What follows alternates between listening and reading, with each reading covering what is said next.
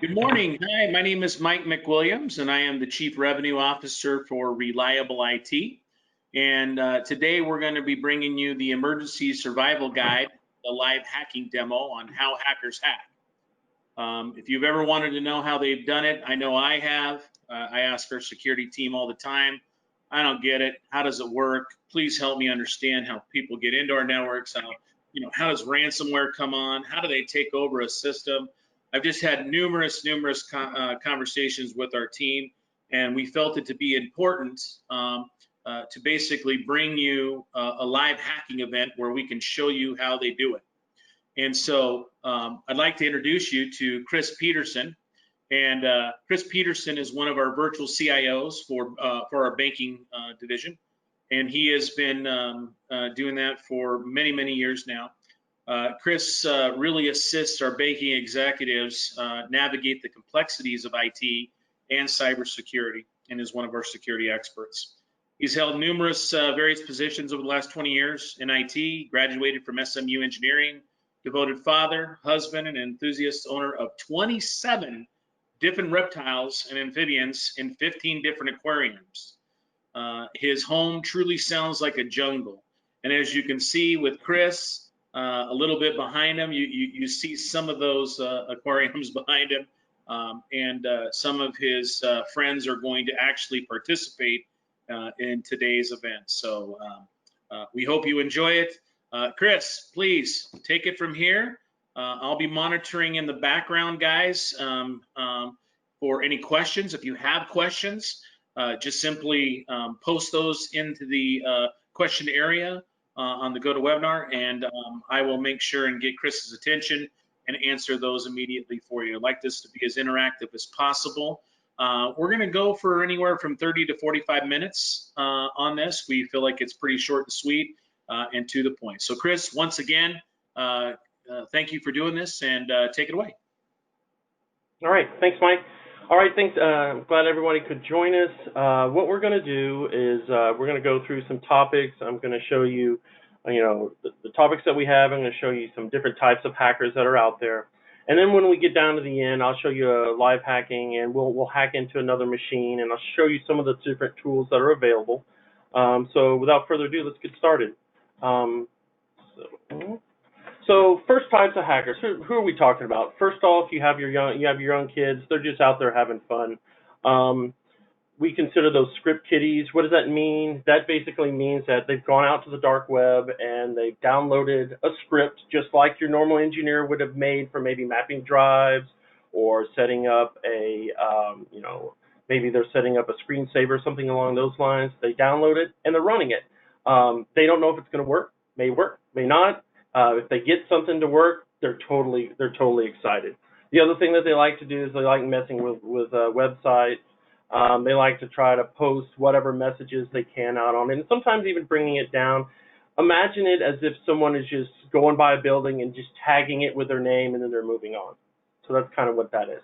Then you have more of your, if you want to call them recreational hackers. Those are more savvy computer engineers. Guys who know a little bit more than a script kiddie does, or just a normal kid. Sometimes you'll find that with guys like this, that they may be disgruntled. Maybe they find out that their cube mate makes a little more money than them, and then they start to get upset. I've been through a scenario like this in the past, where we had a network engineer find out that he was going to be let go. And he went through and he deleted the backup system, the SAN, the accounting system, the phone system, everything that we had. That took about 6 months or so to recover from. So with guys like this, they just get disgruntled and they just want to cause pain, the same pain that they're having. Then you have your professionals, the guys who actually do this for a living. And what they're mainly doing is they're going in and they're trying to pull records. They're trying to pull, maybe you have a formula, like right now with the COVID, yeah, the information is available. However, we see now where the Russians are going through and they are trying to actually find out how people are making the vaccines, because that part's proprietary, the other piece is not. So these are the three different types of hackers that you see out in the world. The next one, what do they want? They want your health information, PII, any kind of secret that you may have. Passwords is a biggie, because if you get passwords, then you can turn around, sell that on the dark web, and make a quick buck. Doesn't matter if the password works or not, they're still selling it. One thing I know that we do along the way is we do a dark web scan, and we will actually present those old passwords to CFO, CEO, and see if they're still viable. And 9 times out of 10, we always get, hey, that's my old password. But we're kind of creatures of habit, and I know a lot of people may go, well, I have a unique password. Well, every time you change your password, you shouldn't go Texans 1, Texans 2, Texans 3. It's very easy to guess things like that. So let's see. We also have credit card information, and then also too, they want to generate as much traffic to try to bring down a website and just cause you pain. Because especially if you have a website that you're hosting, you don't have it through a service, you have it hosted locally. You may have someone come through and scan and look for ports and looks to see if a website is up, and then they post that information out on the dark web, and then you have your script kiddies that just start to sit there and pound away on your system. So those are things to look at. These are the things that they really want to get a hold of. All right. So here we have some terms. So now you can take some of these terms back with you. So when you have your IT department talking about these different items, you kind of know what they are. Ceiling passwords, we all kind of get that. You want to crack in, you want to get that information. What's a backdoor? So those are things where maybe they've set a script or something along those lines, sitting in the background, waiting to go off at a particular time. I know in the past there's been some viruses that have done that, and that's one way they've done it. Buffer overflow. This is kind of one that kind of teeters on, is this a poor written program, or is this someone hacking into your system?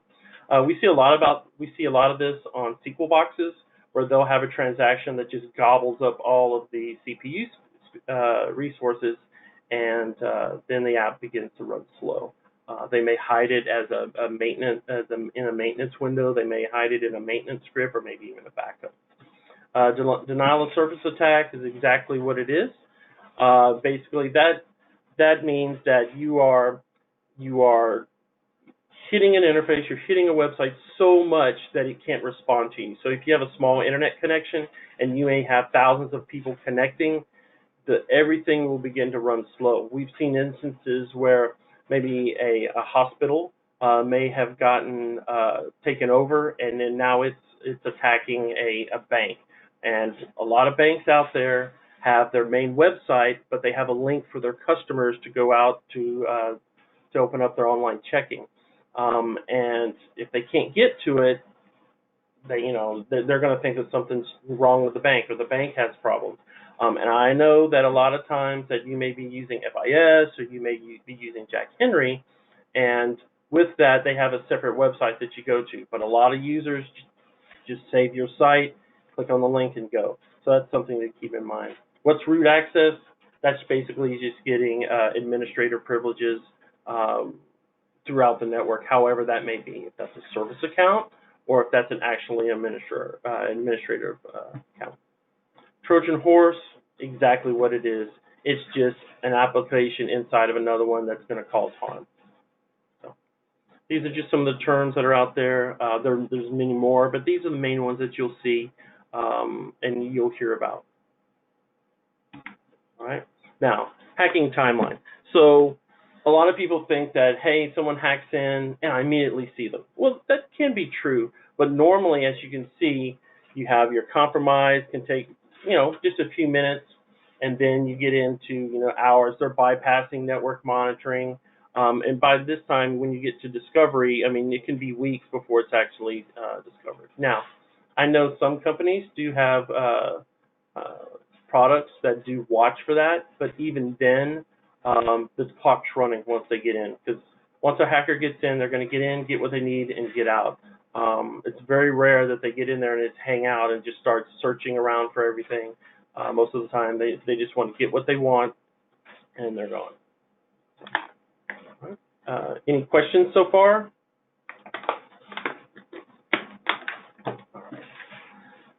Not at this time, Chris. So next. All right. So this is an example of your average hacker. He's at home. He's in his mom's basement. He's hidden behind that keyboard. He's seriously hidden behind the keyboard. He is invincible behind that keyboard, but they can be found after a while. Same with Kevin here, the same exact thing. He's hidden, he's down somewhere in his basement. He's just going through hacking, trying to find out what information he can get so he can sell it, so he can continue to, eat his Cheetos, eat his 7-Up, whatever, his root beer, whatever he needs. One thing to keep in mind too is what some of these guys will do is, I know because I did it when I was doing my CEH class.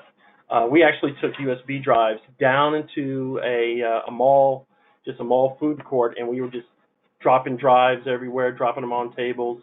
And you'd be surprised how many people took it home, plugged it in, and now we were able to see the connections come in, because it's really hard for people if they see a 50, 256, 128 gig hard little jump drive not to take it. So those are easy ways to get the information off someone. So, all right. So what we'll do next here is we'll start the hacking demo, and what I'm going to do is I'm taking a different approach. I'm not hacking through someone's firewall, right? Actually, what I'm doing is I'm going to be hacking someone's job. So what do you mean by that, Chris? So in this particular case, Pinky, he works in HR, and his job is to look at resumes. So he has to open up documents because that's his job. If he doesn't open the documents, he's not doing his job. So basically what I'm doing is I'm using that fact to make him open up my exploit. So here we go. So the first thing that I would do is I would go to whatever the company's website. This is an actual company's website. I've protected the innocent there so they can't see it. We don't have their name up, but this is a Normal's website. You'd see me go into careers is where I would go. All right. So now that I've got into careers, I've picked a job. It could just be one right at the beginning here. And what I'm really looking for is the opportunity to upload my resume or upload a document, not just paste it in, but actually upload it. So I would go in and apply online, and then I would use whatever account that I wanted. With that, I can use my SBC Global, any kind of AT&T, any account that I want to. I could make one and then just instantly use it to log in. But what I'm really looking for is here, upload your resume from my computer. So that'll actually allow me to send the file over to Pinky into his PC, bypassing the firewall, bypassing everything. So let me show you that. All right, here we go. So what we have here is, this is the machine that I'm going to use to hack with. So let's go ahead and let's get it set up. Let's get it prepared. Chris, why don't you do a quick show them what the regular system looks like, and then show them your hacking one. So go to the one that's is Pinky's machine. There he is. There's his box. Just a normal Windows 7 machine. There's no. In this particular case, we have Defender. We've made a couple little minor changes, but other than that, it's pretty vanilla. I think it's feature release 2004. So Windows 10. A normal correct? box here. Not 7. That's correct. Windows. That's right. So he's got some files in his system. Got some password files. So, and he's got just a normal Office, just like anybody else would. All right. So let's go ahead and let's preset up.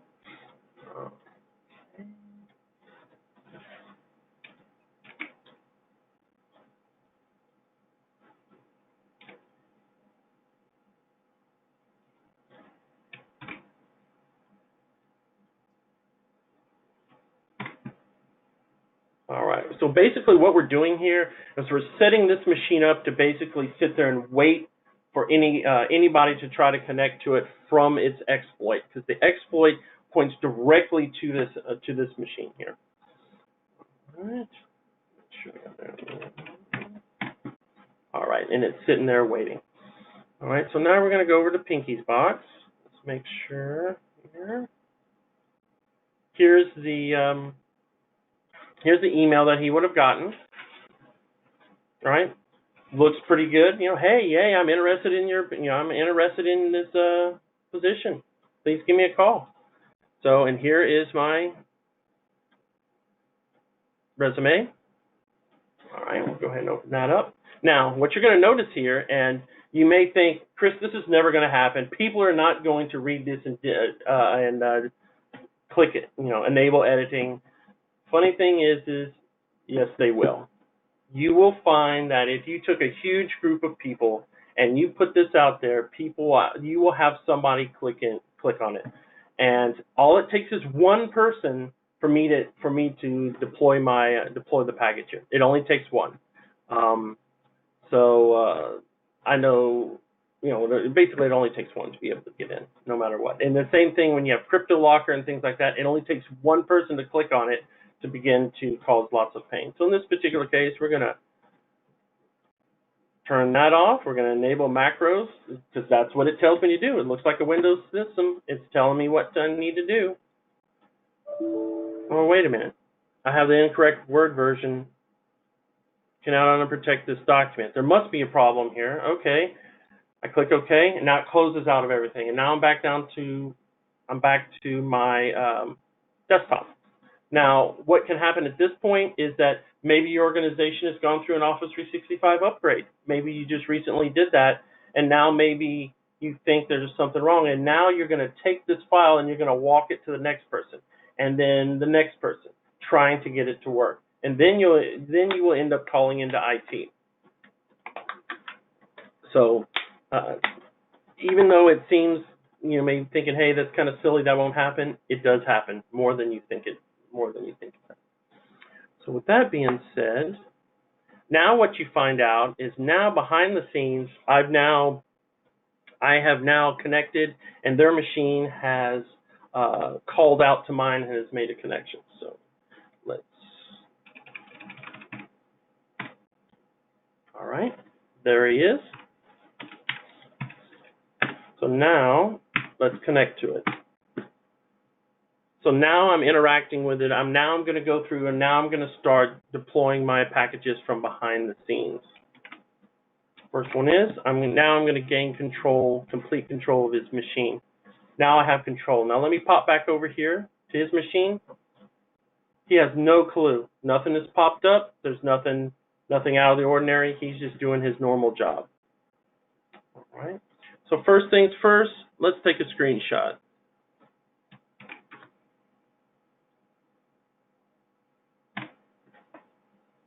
And there's the desktop. So now I've got to complete anything that he's doing. I can now see it. But this is our webinar. So just so that way you know that I'm not doing a sleight of hand, I'm going to show you that. We're going to open up Peanut Butter here. So now we got Peanut Butter on the screen. We're going to come back over. And there's now the same screen, but now you can see he's changed it, and I can see it. Could I set that up on a scheduled task behind the scenes? Sure, I could. Could I just randomly connect and pop a screenshot? Sure, I could. So, all right. So let's keep going here. The next thing here, let's take a look and see what I can see in his directories. Let's see what files he has available. There's the files he has. Now in this case, I'm only going to his documents, but I could change, and I could look at his root files. I could look for anything. If he had a map drive, I could figure out his map drives, and I could start looking into his map drives if I wanted to. But for the sake of this demo, I'm only going to look just in his document. So let's see here. Let's take it another step further. Still unbeknownst to him, I think what I'm going to do is let's see about downloading one of his files. So now I've downloaded his file back over to my machine, and now I've pulled one of his files down, and he has no clue that I've done it. Could I pull an Excel spreadsheet with passwords? Absolutely. Could I wander through, looking through his folder structure until I found something I wanted? Absolutely, I could. All right. So let's keep going. Move this over. So the next thing, what we're going to do here for a little later, I'm going to upload a file back to his machine. So now I've basically taken a file off my desktop, the desktop here on my hacking box, and I've pumped it back to his location. And let's just see if it actually made it. All right, I'm going to come down here. We're going to go into stuff. And sure enough, there it is. So we'll come back to this a little bit later. All right. So the next thing is, another big one that people always talk about is keystroke logger, keystroke logger. Well, let's start it up. Let's do just that, and let me show you what that looks like. We're going to start it. So now it's going. It's running. So what does that mean? Well, Chris is getting this going. I'm going to tell you guys just a very, very quick short story. We had a client that we had done a security risk assessment for a few years back that they were breached, and their information was taken from them. And the way it was done is that they had set up basically very similar to this, one of the third-party providers that logs into this client's company and does some type of work. So it's a third-party company. They took control of that, did a keylogger, understood that they had a username and password to a specific website, and was then able to go into that website that was their core systems provider and be able to basically get in there and start stealing information. And so the key to that is, or the thing to think about is that not only is this an internal threat, that this also could be an external threat as well. And so keyloggers are real, they happen, and unfortunately we've seen it one too many times. Absolutely, Mike, I agree. Especially even we can take another step further, Target. When Target had its breach, it wasn't necessarily that Target itself got breached. It was one of the vendors that got breached. And since the vendor connected to the invoicing system, they came in with valid credentials and was then able to get into the Target system. And because the administrators there at Target, some of them didn't patch all their machines, which patching is a big thing. I know it can be a pain too. Because they didn't patch everything, the hackers were able to use certain exploits to take even more control, even down to their point of sale systems.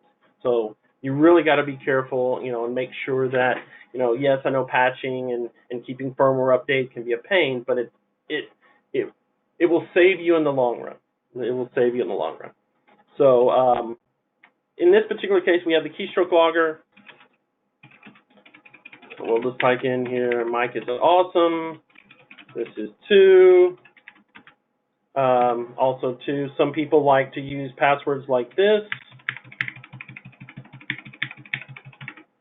They'll do that. We have people that'll do passwords like that, like this. I call it basically anything that's being typed on the screen. It doesn't have to be Excel. We're just using it as an example. But any item typed on the screen, if you're an administrator and I've compromised your system, and you're connecting to a firewall, a switch, router, I can now get the account information, your enable password, and then now externally, if you haven't set up the firewall correctly, I could then connect to it and try to get in and make administrative changes to make backdoors for myself. So, all right. in here. Let's show you what I can see. So as you can see here, right here, you see where I typed it in, Mike is awesome. There's the explanation, Chris is too. Here's where we did keyboard information. Here's where I did the other. So anything that's typed in there, I can then see it. So so that's how the keystroke logger works. Now another thing that happens, as you can see, where we uploaded the file earlier. Right in here. Another big one happens to all of us. Oh, look, this looks like an employee list. Now you may think, oh, well, no one's going to click on that because that icon doesn't look right. It doesn't look right. I'm telling you, people will click on it just because of the name, or that's what they're used to doing. And then the next thing you know, boom, now you have crypto locker. Now things have been encrypted. Now it's crawling your system. And again, it just takes one. It just takes one machine to do that. Now with everything else, still having control over the machine, we can then do one last thing, which most all systems have it, which is the webcam. Sure enough, there's a webcam on this unit, and then I can actually live stream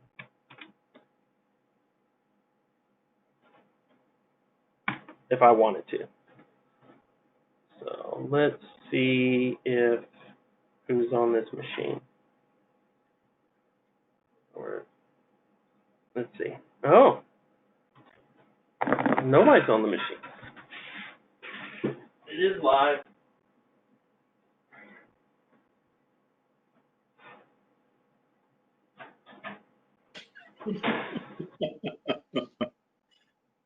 Chris, I'm guessing that is who is that right there? Is that Pinky? That would be Pinky. He is on.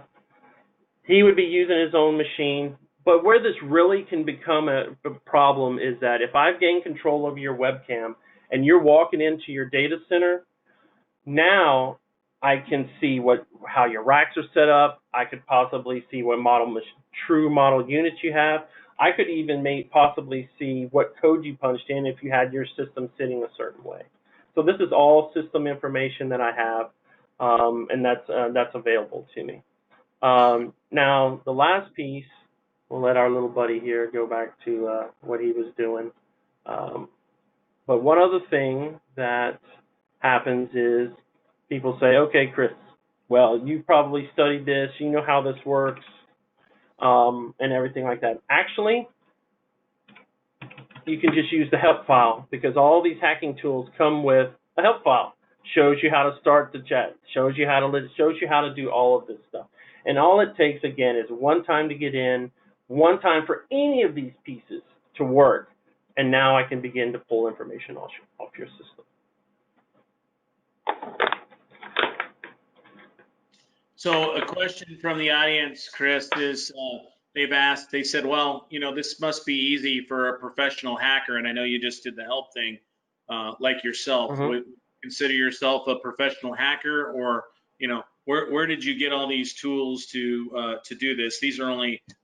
Must be very deep in the dark web somewhere, and you know, only available to the special people, I guess. Well, funny you should say. I literally Googled it and downloaded this information. I put this together. So I'll show you here. So actually, I have a slide already set up. These are just a simple search. On the left is the Google search. On the right is just on YouTube. Go ahead and went right to YouTube. I can't see it as well. Yep. All right. There you go. Perfect. So I just did a Google search, and the tools are out there. The Kali Linux that I had that you saw me logged into on the hacker side, that's all free download. The right side here, these are just YouTube videos showing you exactly how to either detect stuff, how to do it, how it works, the whole thing. So And these are just thousands and thousands of little videos out there that are available for to teach you how to do it if you need to learn. And a lot of these will tell you exactly where to go get the software from and how it all works. So it's not just, hey, I'm going to buy a book and I'm going to do it, or hey, I just know how to do it. No, people are out there teaching themselves how to do this on a day-to-day basis. They get bored. Now with the COVID and people are at home, we're seeing this stuff is starting to spin up more and more than we've had in the past. Right. I know for us, next slide, Chris, I believe is the 5 layers of defense. I know we get asked all the time about, well, how do you protect this? There's so many entry points into networks, and one of the biggest threat vectors we have now is because of COVID and everybody that went home are they using, is the system you're using patched? Is it working? Do my kids use it? Are you using a company asset or personal asset? There's just lots and lots of questions out there. And the short answer to that is good IT groups and IT departments will know exactly what's on their network at all times. Unfortunately, that's just not the case, and not everybody does that. So again, we've kind of said, hey, the 5 layers of defense, and they kind of go from hey, you must have, not an option, to more complex and more costly. And so one of the things, again, and that was one of the questions, is like, well, how do we protect ourselves from this? And thank you for asking that question. And we are going to cover it here. But as you can see, the first layer of defense is spam filtering with antivirus. So you just need to make sure that the spam filtering is taken care of. Antivirus. Do you have antivirus on every one of your systems? I can't tell you how many times we do security risk assessments, and even today they still we find that some systems don't have antivirus on it. The next one is security awareness training. Gotta have it. Not an option anymore. It's just, you got to be able to train your end users to be able to see what phishing scams look like, do a dark web scan, as Chris stated. I tell you, every time we do it, we always find 1 to 2 executives that have used the same password over and over and over and over and over again. They don't like to change. Identity management, 2-factor authentication, and then having some type of on-site backup. That's just the basics. The second line of defense is making sure that you have BAMP, and we call that backup antivirus monitoring and patch management. You got to have a backup that's ransomware proof, and there are a few of them that state that they are. You got to have an antivirus solution that has artificial intelligence and has that ability to look and see within the payload to determine whether it is a ransomware solution.